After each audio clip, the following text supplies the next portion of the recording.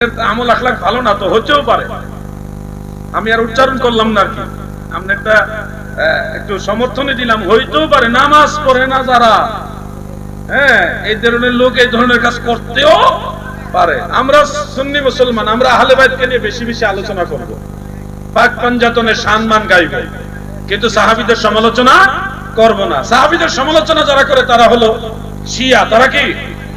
আমরা আহলে বাইতকে ভালোবাসবো, সাহাবায়ে কেরামকে ভালোবাসবো। অনেকে বলে এত টাকা দিয়ে মাহফিল না করে মসজিদ দিয়ে দিলে ভালো। অতিরিক্ত মসজিদ ও কিয়ামতের আলামত, এটা জানেননি? বাড়ি বাড়ি মসজিদ হয়ে যাবে, এত মসজিদ হবে, প্রথম দিকে মুসল্লি বাড়বে, ইমানদার থাকবে না, এবং অতিরিক্ত মসজিদ হবে, কিন্তু ওই মসজিদের নামাজিদের মধ্যে একজনও ইমানদার থাকবে না, এমন বহু মসজিদ হবে। যে কোনো জিনিস হলো ব্যালেন্স। আপনার যদি মসজিদের প্রয়োজন হয় অবশ্যই মসজিদ করবেন, কিন্তু এই বাড়ির মসজিদ, এই তারা বাড়ির মসজিদে যাইতাম না, আমরা গোষ্ঠীর মসজিদ আলাদা, এগুলি হিংসা করে মসজিদ হয়। হিংসা থেকে দূরে থাকবেন। মসজিদে অতিরিক্ত কারুকার্য করা মাকরুহ। মসজিদের প্রয়োজন সেরে গেলে অন্যান্য অনেক ভালো কাজ আছে, অনেক গরিব মানুষ আছে, তাদেরকে সহযোগিতা করেন, তাদেরকে একটা কর্মসংস্থানের ব্যবস্থা করেন, একটা অটো কিনা দেন, একটা ভ্যান কিনা দেন, একটা রিক্সা কিনা দেন, সেটা দিয়ে চলুক, তার পরিবারটা চলুক। অসহায় মানুষকে সাহায্য করেন। তো এই জন্য আমার পরামর্শ হলো এটা। মাহফিল করানো কতটুকু সওয়াবের কাজ? মাহফিল করা মানে মনে রাখবেন, ওয়াজ মাহফিল এটা যদিও সাধারণ দৃষ্টিতে মুস্তাহাব, নফল বন্দেগী, কিন্তু এটা দ্বীনের প্রতিষ্ঠার জন্য গুরুত্বপূর্ণ একটা ভূমিকা পালন করে, এবং যারা ওয়াজ করে তাদের জন্য দ্বীনের এই দাওয়াতগুলি, কোরআন এবং হাদিসের কথাগুলি বলা ফরজ। কি ফরজ? ফরজ দুই প্রকার, একটা ফরজে আইন আর একটা ফরজে কিফায়া। ওয়াজ মাহফিলে দ্বীনের কথা, মাসআলা মাসাইল, দলিল দিলে, এই যে আজকে ফজরের নামাজের সুন্নতের কথা বললাম, আমরা যে সুন্নত কইরা তারপর জামাতে শরীক হই, এই মাসালাগুলি বললাম। অনেকেই তো জানেন না, অনেকে একটু জানেন আর একটু জানেন না, একেবারে পুরা ভাঙিয়ে চুরে বললাম। ইব্রাহিম নবীর কথাটা বললাম, আমাদের নবীর মা বাবার কথাগুলি বললাম। এতে করে আপনাদের ঈমান আমল উন্নত হবে, আরো বেশি সুন্দর হবে। কথা ঠিক না? এই জন্য ধর্মকে স্থির রাখার জন্য ওয়াজ মাহফিল আলেমদের জন্য ফরজে কিফায়া, আর সাধারণ মানুষদের জন্য এটা নফল। কিন্তু ধর্মের গুরুত্বপূর্ণ মাসালা হইলে এটা আপনার জন্য ফরজে আইন। যদি না জানা থাকে এটা জানা ফরজে আইন। অবস্থা ভেদে এক একজনের এক একটা মাসালা, স্থান কাল পাত্র ভেদে। আল্লাহ তাআলা ধর্মীয় কাজের দিকে আমাদের এগিয়ে আসার তৌফিক দেন, বলেন আমিন। কিয়ামতের আলামত সম্পর্কে কিছু বলুন। এই কথাটা যদি আমার আগে দিতেন, আমি এই ব্যাপারে কিছু কথা বলতে পারতাম। তারপরে বলি, কিয়ামতের একটা আলামত হলো সন্তানরা পিতা মাতার অবাধ্য হয়ে যাবে, মা বাবার কথা ছেলে মেয়েরা শুনবে না। এমনকি প্রত্যেক স্বামী তার স্ত্রীর ইশারা ইঙ্গিতে চলবে, মা বাবার কথা গুরুত্ব দিবে না, বউয়ের কথাই নাচবো। এটা কিয়ামতের একটা আলামত। এরপরে এত পরিমাণে পাপাচার বাড়বে, প্রকাশ্যে মানুষ মদ পান করবে, যেগুলি নেশা জাতীয় দ্রব্য, মাদক দ্রব্য, এই ধরনের জিনিস প্রকাশ্যে পান করবে। প্রকাশ্যে নারীরা নৃত্য করবে, নাচ গান করবে, কনসার্টের মধ্যে যেটা হচ্ছে এখন, এটা 1450 বছর আগে নবীজি বলছে, মেয়েরা নারীরা প্রকাশ্যে নাচবে, এটা কিয়ামতের আলামত। ও ভাই বাবা শুনুন, কিয়ামতের আরেকটা আলামত হলো মসজিদের সংখ্যা অনেক বেশি পরিমাণে বাড়বে, কিন্তু আল্লাহর জন্য নামাজি, হুজুরি কালবের নামাজির সংখ্যা বাড়বে না। মসজিদ বাড়বে, নামাজি ওই আসল নামাজি বাড়বে না, ভেজাল নামাজি বাড়বে। এগুলি হলো কিয়ামতের ছোট ছোট আলামত। আমার মনে হয় সবগুলি আলামতই প্রকাশ হয়ে গেছে। আমি পুরুষদেরকে উদ্দেশ্য করে একটা কথা বলতে চাই, আপনারা নিজেদের স্ত্রী এবং ঘরের মহিলাদের সাথে নরম আচরণ করবেন, সহনীয় আচরণ করবেন, ভালোবাসার আচরণ করবেন, এটা আপনাদের করতে হবে। আবার স্ত্রী মা বোন যারা আছেন তাদেরকে বলছি, আপনারা আপনাদের ঘরের পুরুষ যারা আছে, আপনার স্বামী যারা আছে, তাদের সাথে ভালোবাসার আচরণ করবেন, একে অপরের পরিপূরক। কিছু পুরুষ লোক আছে যারা বাইরে দিয়ে রাগ পোশাক কইরা এসে ঘরে গিয়া বিষ মিটায়, মহিলাদের সাথে খারাপ আচরণ করে। এরকম করবেন না দাদু। স্ত্রী সে কিন্তু একেবারে ফালাইন্না মানুষ না, সে আপনার সুখেরও সাথী, দুঃখেরও সাথী। আপনি ভালো তরকারি খাইলেও সে ভালোটা আপনার সাথে খাবে, যদি ভালো তরকারি না হয়, শাক শুটকি যদি হয়, ওই দিনও সে আপনার সাথে খাবে। আপনি অসুস্থ হলে সে আপনার সেবা করে, টাইম মতো ওষুধ খাওয়া দেয়, একজন নার্সের ভূমিকা পালন করে। এমন সেবাও আপনার স্ত্রী করে যে সেবাটা আপনার মা চাইলে করতে পারবে না। আপনার স্ত্রী আপনার কাপড় চোপড় ধুয়ে দেয়, একজন ধূপার কাজ করে, কাপড় আয়রনও করে দেয় অনেকের। আপনার স্ত্রী আপনার সন্তানের জন্ম দেয়, তাকে গর্ভে ধারণ করে বুকের দুধ পান করিয়ে লালন পালন করে, অক্লান্ত পরিশ্রম করে। আপনার খাদেম, আপনার সন্তানদেরও খাদেম, অনেক ক্ষেত্রে আপনার ভাই বোনেরও খাদেম, অনেক ক্ষেত্রে না, প্রায় বেশিরভাগ ক্ষেত্রে আপনার মা বাবারও খাদেম, খাদেমা। সব দিকে কিন্তু আপনার স্ত্রী আপনাকে সহযোগিতা করতেছে।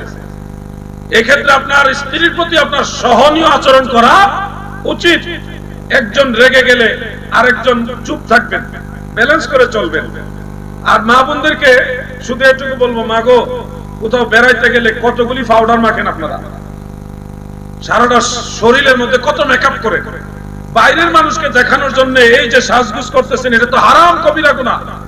কিন্তু নিজের স্বামীর সামনে যত সিরা ফাড়া পচা কাপড় আছে এগুলি ভরে আসেন। আপনার শরীরের গন্ধের ঠেলে আপনার স্বামী আপনার কাছে আসতে চায় না। এগুলি কেন করবেন? আপনার স্বামী যেন আপনার দিকে নজর দেয়, এদিকে আপনার খেয়াল রাখতে হবে। শর্টকাট, এক জায়গা আরেক জায়গায় গিয়ে বলা তার বিধান কি? এক জায়গা কথা, এটা তো কবিরা গুনাহ। কি হয়ে গেছে? পীরের পায়ে ধরে সালাম করা মহিলাদের কি জায়েজ আছে? মহিলাদের ক্ষেত্রে জায়েজ নাই। মহিলারা ইশারায় কদম বসি করবে। আর মহিলাদের যারা পুরুষ লোক যারা, তারা মা বাবা, বুজুর্গ, উস্তাদ এবং পীর মুর্শিদের কদম বসি করবেন। এটা সুন্নতে সাহাবা, 10 জন সাহাবী থেকে এটা প্রমাণিত আছে। আল্লাহ আমাদের আমল করার তৌফিক দেন, আমিন। যে পীর দাড়ি কাটে, খাটো করে, এই পীরের কাছে কি বায়াত হবে না? এই ধরনের পীরের কাছে বায়াত হবেন না, কারণ সে নিজেই সুন্নতের গুরুত্ব দেয় না। আপনারা সুন্নতের জিন্দেগির সাথে জড়িত যে পীর আছে তার সাথেই সহবত করবেন। পুরুষের নামাজে হাত কি নাভি উপরে থাকবে নাকি নিচে থাকবে? আরে ভাইরে, পুরুষের নামাজের হাত নাভির নিচে থাকবে, এটা সহিহ হাদিস দ্বারা প্রমাণিত সুন্নত। আর পবিত্র কোরআনের সূরা বাকারা 238 নম্বর আয়াতের তাহকিক ইস্তেহাদ করে মুজতাহিদগণ বলেছে, মহিলারা বুক বরাবর, বুকের উপরে না, বুক বরাবর হাত বাঁধা তাদের জন্য এটা উচিত, এবং এটা কোরআনের আয়াত দ্বারা সাবিত। কেন? মহিলারা বুক বরাবর হাত বাঁধলে তাদের লজ্জাস্থান দ্বারা ঢাকনা পড়ে, আর নাভির নিচে হাত বাঁধলে লজ্জাস্থানটা ভেসে উঠবে। এই জন্য মহিলাদের বিষয়টা, লজ্জাস্থান ঢাকনার বিষয়ে গুরুত্ব দিয়ে বুক বরাবর হাত বাঁধার কথা বলা হয়েছে কোরআনের আয়াত অনুযায়ী। আর পুরুষ নাভির নিচে হাত বাঁধবে, এটা হলো রাসূল পাকের সাথে সাদৃশ্য রেখে নাভির নিচে হাত বাঁধবে। এটা নিয়ে বিস্তর আলোচনা রয়েছে। আমার ভাইয়েরা এমন এক সাবজেক্ট দিছে আমারে, হালাল হারামের সাবজেক্ট। তা আমি তো ওইটা নিয়ে আরো কত কথা বাকি রয়ে গেছে, এই জন্য আমি এদিকে যাইতে পারি না। আর এই রোগগুলির ঔষধ আমরা কয়েকজন ছাড়া কেউ দিতেও পারে না। কথা বুঝতে পারছেন না? এই ধরনের মাসালাগুলির তাহকিকপূর্ণ জবাব আমরা কয়েকজন ছাড়া অন্য কেউ দিতেও পারে না। কি মুসিবত! সূরা ফাতিহা পড়া শেষে আমিন কি আসতে পড়বে না জোরে পড়বে? আমিন আসতে পড়া সুন্নত, জোরে পড়ার হাদিস আছে, ওটা হাদিস কিন্তু সুন্নত না। সাহাবীদের শিক্ষা দেওয়ার জন্য প্রিয় নবীজি কয়েকদিন জোরে আমিন বলছে। আর অরিজিনাল সুন্নত আমল হলো আস্তে আমিন বলা।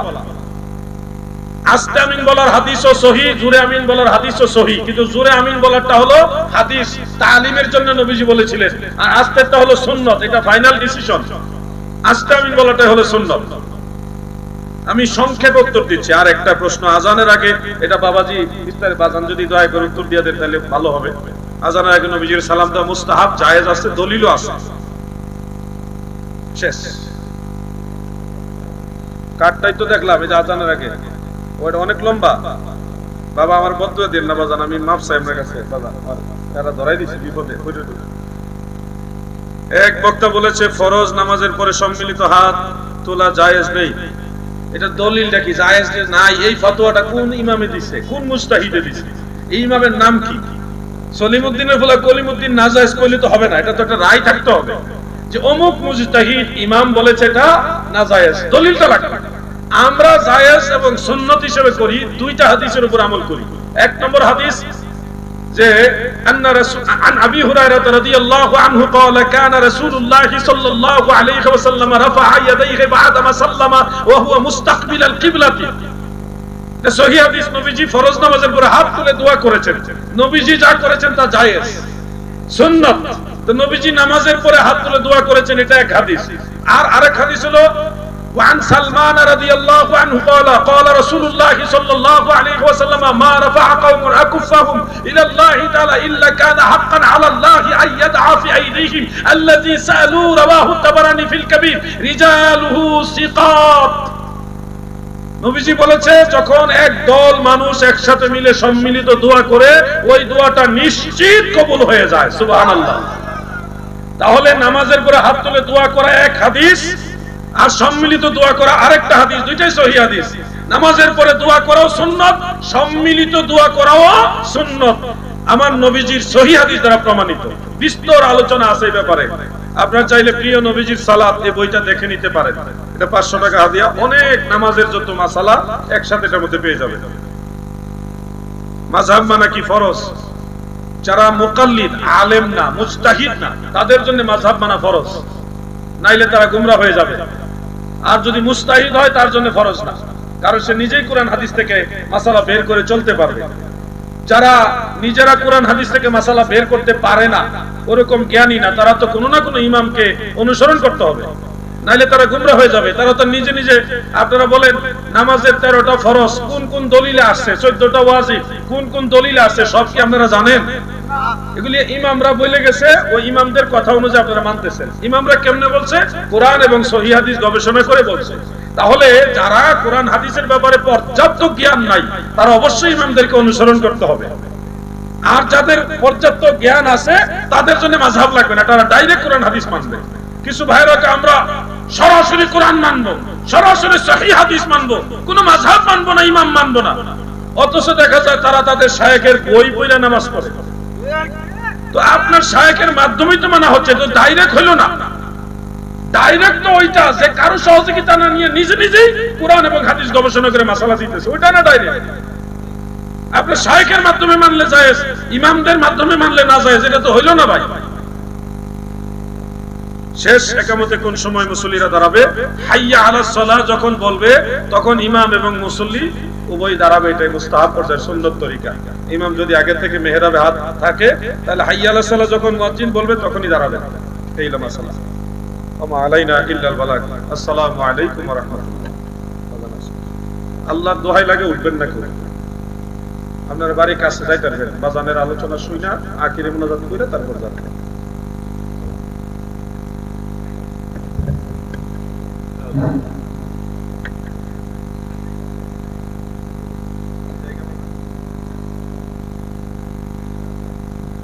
আলহামদুলিল্লাহ, আমাদের আরো জিহাদের হুজুর সুন্দর আলোচনা করেছেন।